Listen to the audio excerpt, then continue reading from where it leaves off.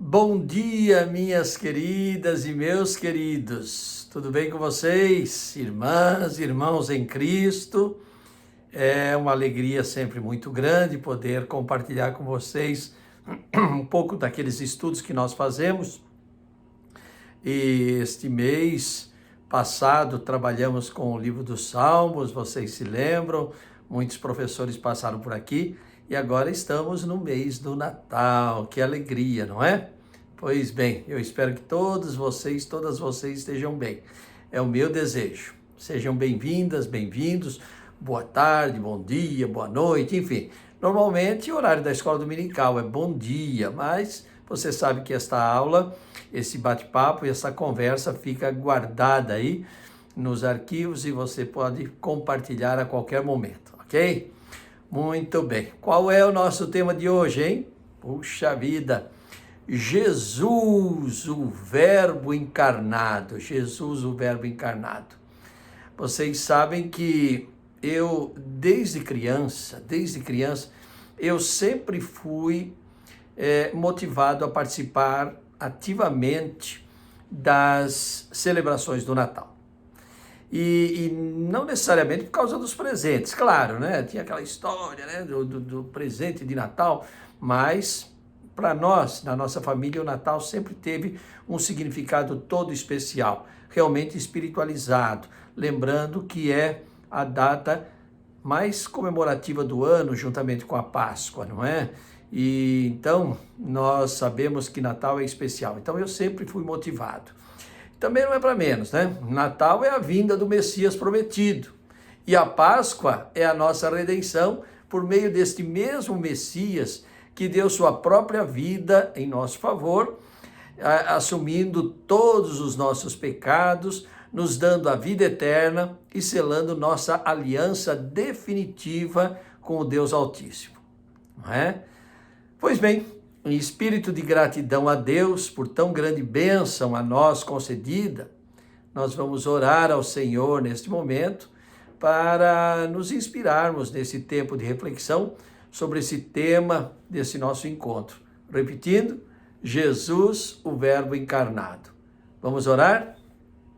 Senhor nosso Deus, nosso Pai querido, te damos muitas graças por este dia, damos muitas graças porque podemos estudar a Tua Palavra livremente no nosso país, te damos muitas graças porque podemos nos reunir com os irmãos, com os familiares, para celebrarmos data tão sublime, a data que nos lembra a vinda do Teu Filho amado, nosso Senhor e Salvador Jesus Cristo a esse mundo.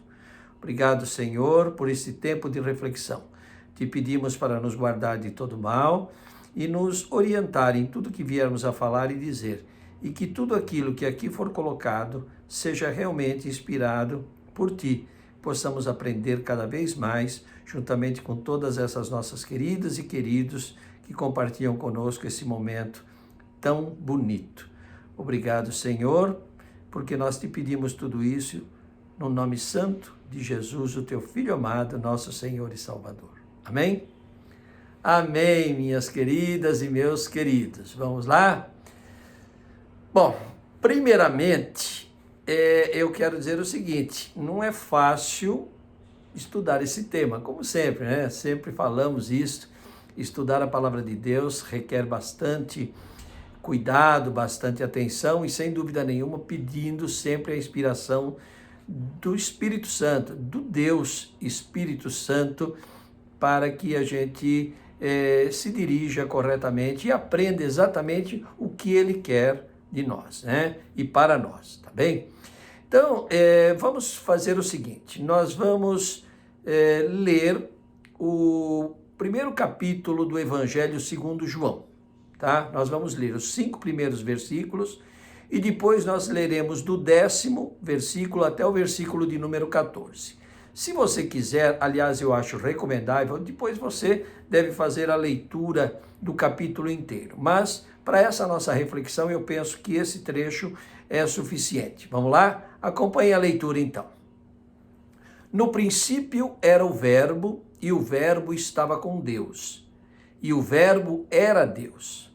Ele estava no princípio com Deus. Todas as coisas foram feitas por intermédio dele, e sem ele, nada do que foi feito se fez. A vida estava nele, e a vida era a luz dos homens.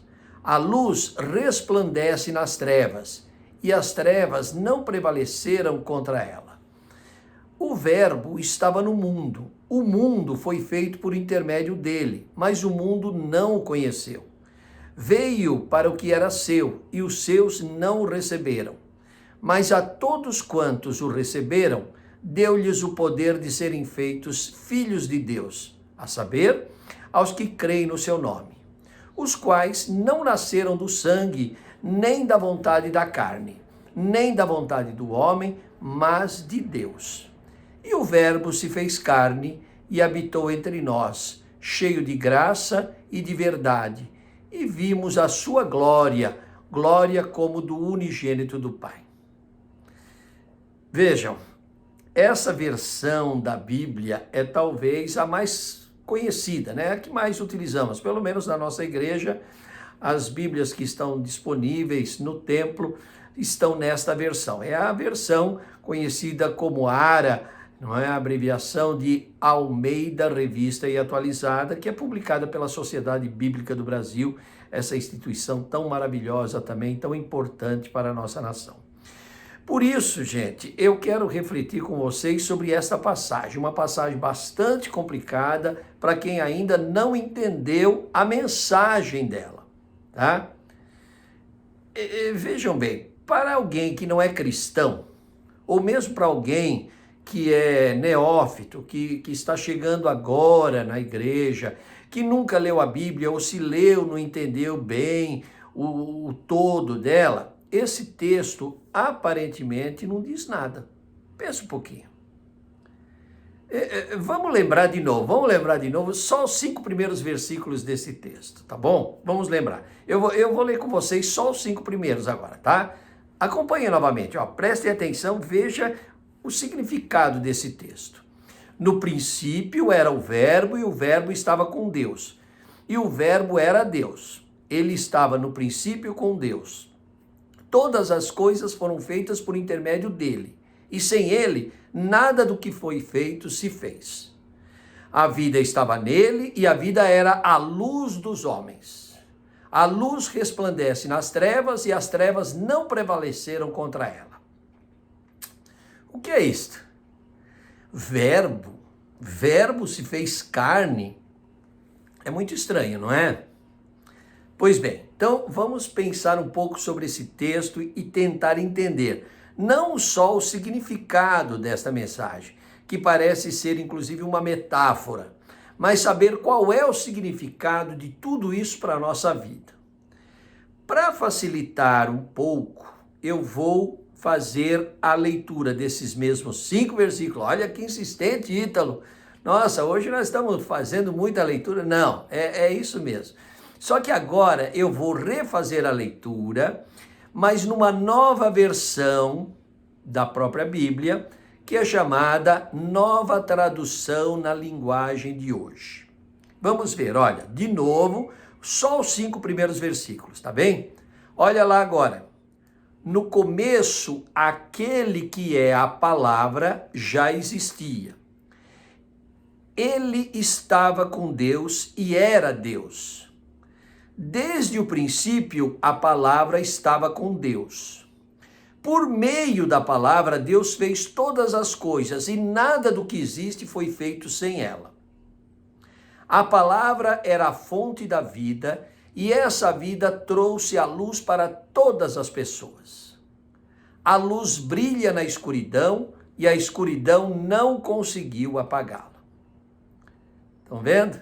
Bem, como podemos ver nessa outra versão, parece que a mensagem começa a fazer algum sentido.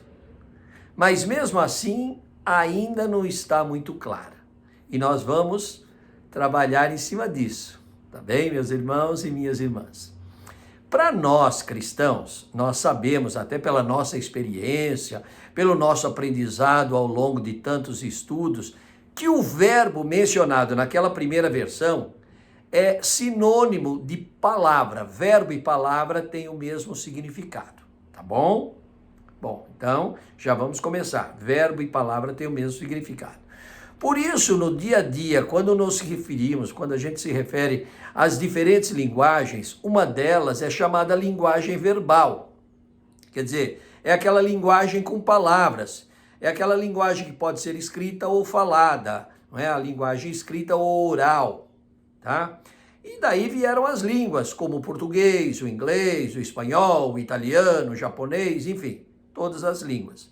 Então, nós temos aí a linguagem verbal, tá bem? Que é através das palavras. Agora, existem outras linguagens que são utilizadas no nosso dia a dia. Por exemplo, a matemática é uma linguagem.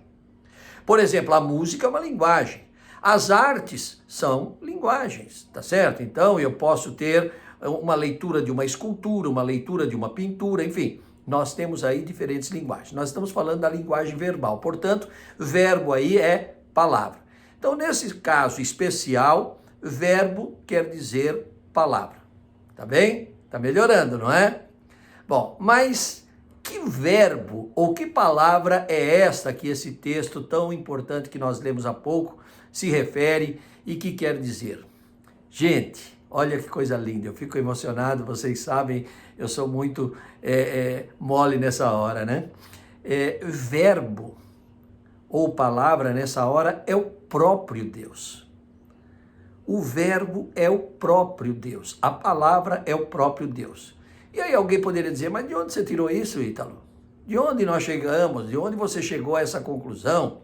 Bom, claro, essa conclusão não cheguei sozinho. É resultado de estudo. A gente vai fazendo leituras, não somente da palavra de Deus, mas também de autores que nos ajudam à interpretação desta palavra. Então, a gente recorre lá ao livro de Gênesis. Nós vamos voltar lá no livro de Gênesis, no primeiro capítulo, o primeiro livro da Bíblia, e a gente vê bem no comecinho que diz assim, o relato da criação. E Deus, nessa hora, ele determina cada integrante do universo. E ele determina de forma imperativa, ou seja, ele manda. É uma ordem. Lembram, se vocês conhecem essa parte aqui, também é interessante. Olha, ele fala assim, por exemplo, haja luz, e houve luz. Haja firmamento, no meio das águas, e assim se fez. Ajuntem-se as águas num só lugar, e apareça a porção seca, e assim se fez, e etc. Então ele determina. Então, como nós vemos, tudo se fez por meio da manifestação verbal do Criador. Tudo se fez a partir da palavra. E essa palavra é ele próprio, o Criador, Deus. Então, Deus é a palavra. Se nós observarmos, vamos fazer uma leitura de um pequeno trecho do livro de Gênesis, lá no primeiro capítulo, versículos 26 e 27. Acompanhem essa leitura que também é muito interessante e inspiradora. Veja, olha o que diz lá Deus. Também disse Deus, façamos o homem à nossa imagem, conforme a nossa semelhança. Tenha ele domínio sobre os peixes do mar, sobre as aves do céu, sobre os animais domésticos, sobre toda a terra e sobre todos os répteis que rastejam pela terra. Criou Deus, pois, o homem à sua imagem, a imagem de Deus o criou. Homem e mulher os criou. Então, estamos falando da criação do ser humano. Então, olha que coisa interessante. A ordem, aqui no versículo 26, ela está no plural. Vocês se lembram que agora há pouco eu li todas as ordens e estavam no singular. E aqui nós estamos lendo e ele aparece assim, façamos o homem à nossa imagem. Então vem a pergunta, por que a determinação agora foi dada no plural e não no singular? Se Deus está falando por si só, Deus está falando por ele mesmo. Então, por que ele diz façamos? Aí existem muitas interpretações, inclusive em algumas religiões fora do cristianismo, ou algumas até ligadas historicamente ao cristianismo, mas não o cristianismo reformado, o cristianismo como nós entendemos. Dentre essas muitas interpretações dadas, a que se mostra mais adequada é que Deus, falando consigo mesmo, e no plural, Deus está falando da sua própria triunidade, ou seja, ele está falando em nome do Pai, do Filho e do Espírito Santo. Por isso, o uso do plural, façamos.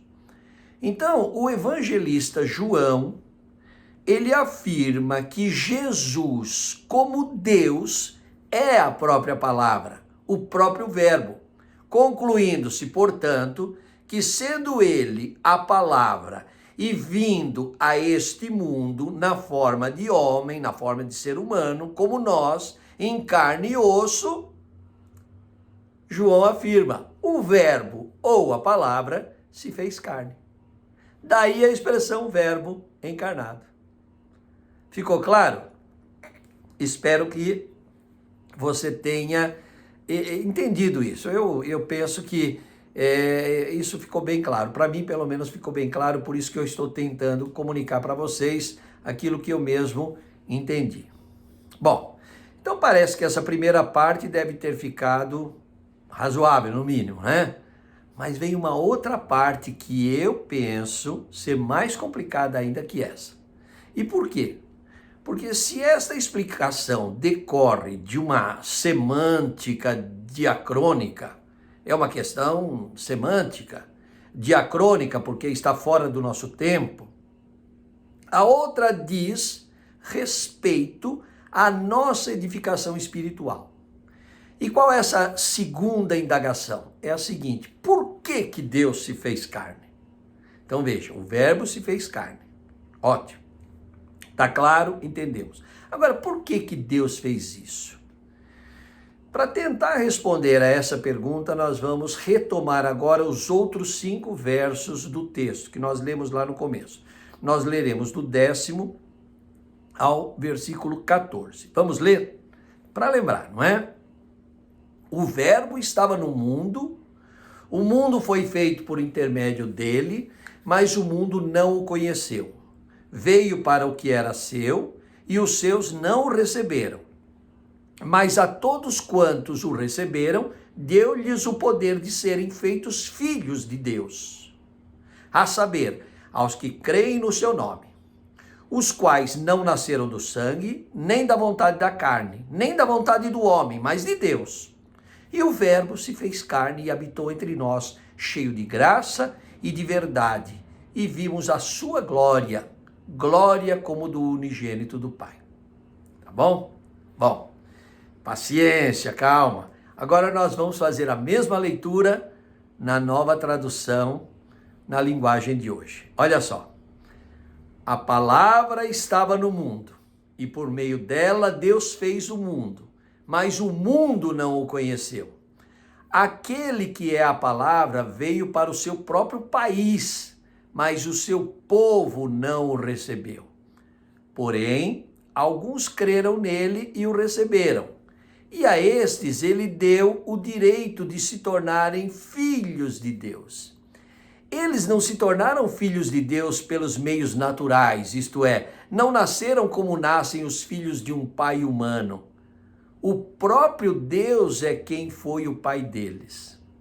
A palavra se tornou um ser humano e morou entre nós, cheia de amor e de verdade, e nós vimos a revelação da sua natureza divina, natureza que ele recebeu como filho único do Pai. Estão ligando aí essa segunda parte? Então, minhas queridas e meus queridos, eu digo assim, por que a mensagem de Natal é maravilhosa?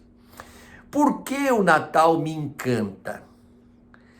A mensagem de Natal é maravilhosa e encantadora porque é a clara manifestação do plano de Deus para a salvação da humanidade.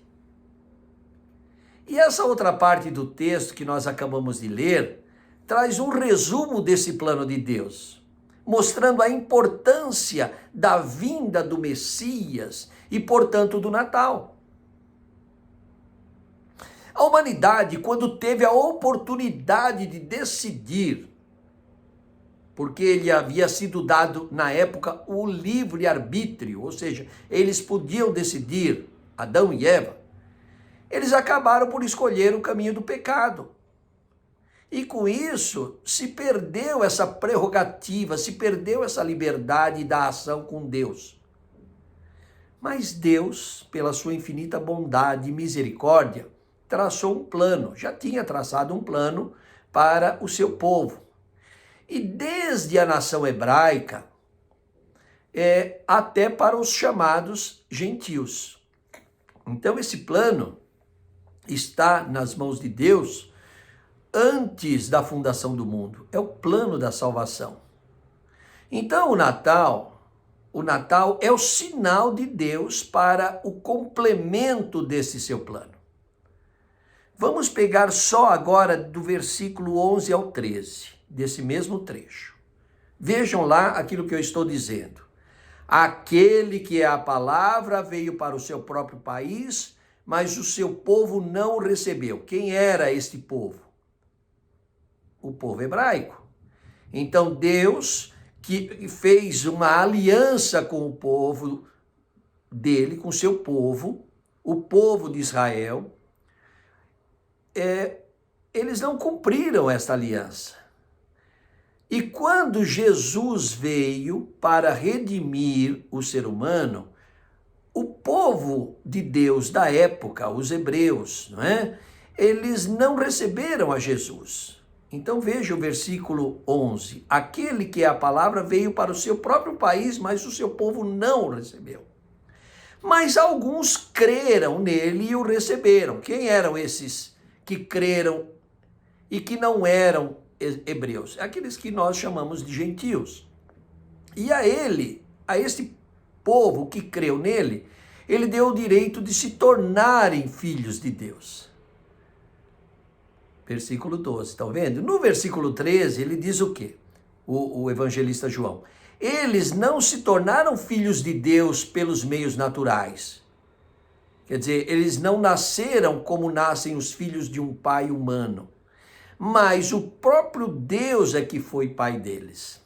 Tá claro? Então veja que o Natal está no plano da salvação. O nascimento de Jesus, a vinda de Jesus para a terra, está exatamente no plano de Deus para a salvação da humanidade. Então, como nós podemos ver, foi a partir do Natal que, depois da missão de Jesus aqui na terra, nós chegamos até a Páscoa. Aproximadamente 33 anos, é o que se diz, né? Na média. Então, a Páscoa tem um significado da conclusão desta vinda de Jesus. É o momento da redenção, o da remissão dos nossos pecados. Então, vocês estão vendo, meus irmãos, minhas irmãs, realmente fascinante, porque nós estamos vendo todo o plano de Deus. Por isso que eu digo que é maravilhoso e encantador. E quando chega o Natal, realmente nós nos empolgamos e nós nos regozijamos.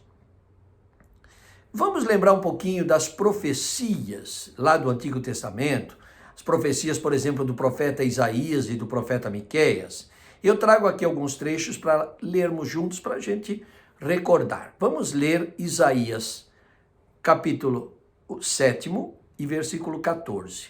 E o 9º capítulo também do livro do profeta Isaías, versículos 6 e 7. Acompanhe. Versículo 14 do 7º capítulo. Portanto, o Senhor mesmo vos dará um sinal. Eis que a virgem conceberá e dará à luz um filho, e lhe chamará Emanuel. Profecia que foi transmitida pelo profeta Isaías. E aí, continuando lá no 9º capítulo, porque um menino nos nasceu, um filho se nos deu, o governo está sobre os seus ombros, e o seu nome será Maravilhoso, Conselheiro, Deus Forte, Pai da Eternidade, Príncipe da Paz. Para que se aumente o seu governo e venha paz sem fim sobre o trono de Davi e sobre o seu reino, para o estabelecer e o firmar mediante o juízo e a justiça, desde agora e para sempre. O zelo do Senhor dos Exércitos fará isto. O profeta Miqueias diz até o lugar onde ele iria nascer, não é?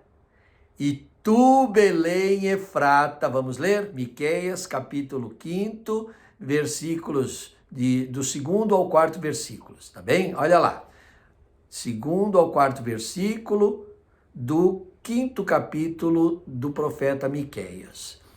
E tu, Belém Efrata, pequena demais para figurar como grupo de milhares de Judá, de ti me sairá o que há de reinar em Israel, e cujas origens são desde os tempos antigos, desde os dias da eternidade. Vejam, o plano de Deus está desde a eternidade. Quer dizer, nós temos aí um plano estabelecido por Deus antes da fundação do mundo. Difícil, não é? Continuando.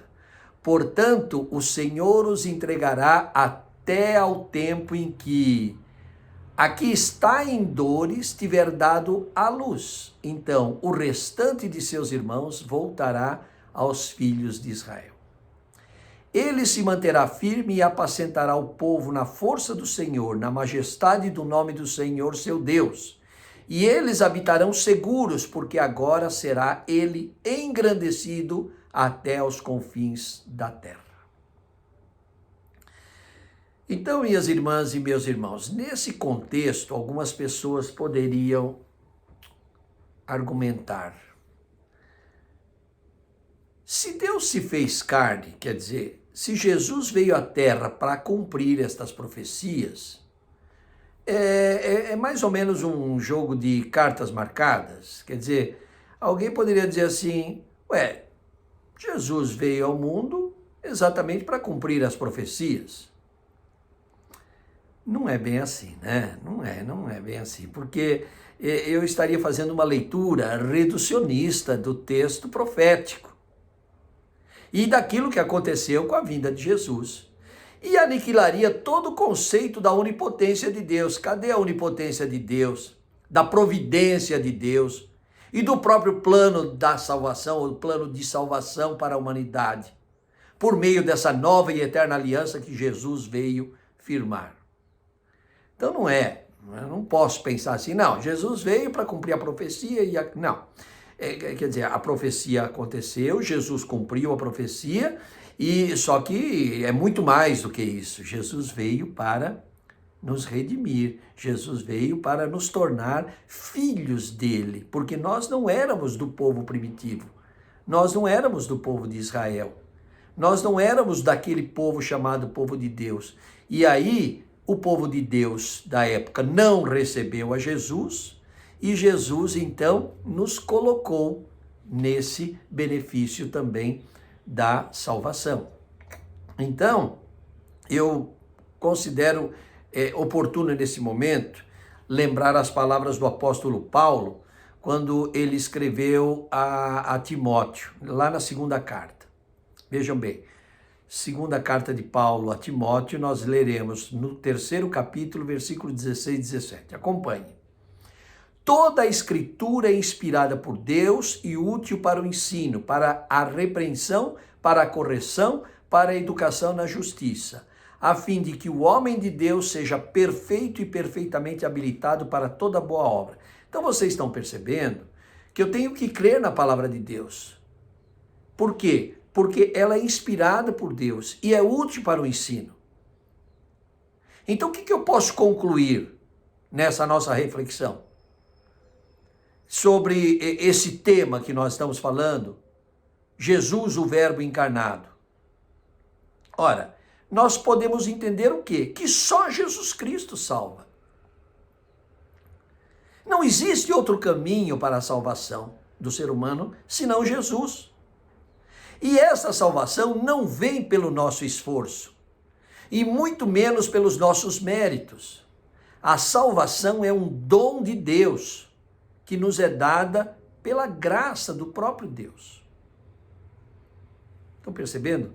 Essa segunda parte desse texto que nós lemos, do Jesus encarnado, quer dizer, por que ele teve que passar por esta experiência humana? O que é que o apóstolo Paulo escreveu para os Efésios? Vamos ler segundo capítulo da carta de Paulo aos Efésios, do 4º ao 8º versículo. Veja bem. Mas Deus, sendo rico em misericórdia, por causa do grande amor com que nos amou, e estando nós mortos em nossos delitos, nos deu vida juntamente com Cristo. Pela graça sois salvos. E juntamente com ele nos ressuscitou e nos fez assentar nos lugares celestiais em Cristo Jesus, para mostrar nos séculos vindouros a suprema riqueza da sua graça em bondade para conosco em Cristo Jesus. Porque pela graça sois salvos mediante a fé, e isto não vem de vós, é dom de Deus. Vocês estão vendo, minhas queridas, meus queridos, irmãs, irmãos, todos os que estão aqui conosco nesse momento. Aquele pequeno texto que nós lemos no início desse nosso encontro é de uma riqueza que nós poderíamos dar um curso inteiro sobre este trecho.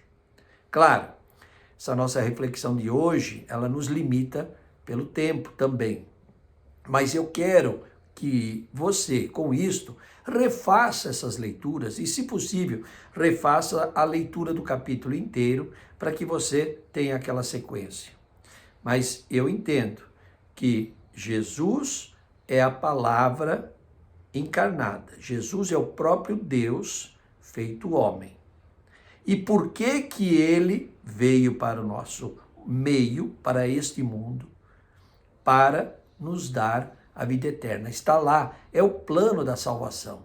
Então Jesus é o verbo que se fez carne para cumprir o plano de salvação de Deus para toda a humanidade. Em Jesus, o próprio Deus feito homem, nós temos a promessa da vida eterna. E Natal é isso. Natal é vida. Natal é vida plena. Natal é vida em abundância. Natal é vida eterna. Isto é o significado do Natal. Isto é o nascimento de Jesus. Isto é o verbo que se fez carne. Isto é Jesus o Salvador. Este é aquele que veio nos buscar e selar a nova aliança. Vocês se lembram, nas próprias palavras da instituição da mesa do Senhor, nós temos esse pronunciamento do próprio Cristo, que o sangue que ele derramará, ou derramaria na cruz e que ele derramou, é o sangue da nova e eterna aliança, que é dado em favor de muitos. Esse é o significado do Natal, que vai culminar com a Páscoa, que é esse tempo de perdão, que é esse tempo de ressurreição. Por enquanto, celebremos a vinda de Jesus. Queridas e queridas, que Deus continue a nos abençoar, abençoar nossa querida e amada igreja, abençoar todo o seu povo espalhado pela face da terra. A Deus seja a glória. Um Feliz Natal para cada uma e a cada um de vocês. Em nome de Jesus. Amém? Um beijo a cada uma e a cada um. Tchau.